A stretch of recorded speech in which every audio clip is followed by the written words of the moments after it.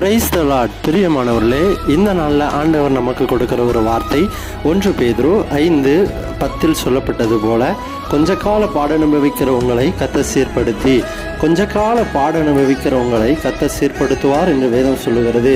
பாடுகளின் வழியாக கடந்து போகிறத குறித்து ஒருவேளை நீங்கள் கலங்கி கொண்டிருக்கலாம், ஒருவேளை அது உங்களுக்கு ஒரு வேதனையை போல இருக்கலாம். ஆனால் கர்த்தர் சொல்லுகிறார், கொஞ்ச கால பாட அனுபவிக்கிற உங்களை அவர் சீர்படுத்துவார். இந்த பாடுகள் நம்மை சீர்படுத்துவதற்காக கர்த்தர் நம்முடைய வாழ்க்கையில அனுமதிக்கிற ஒன்று.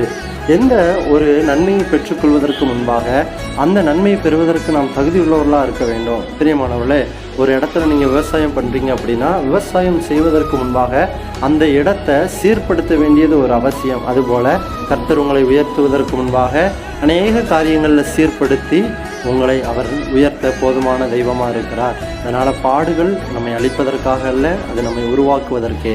God bless you. கர்த்தர் உங்களை ஆசீர்வதிப்பாராக.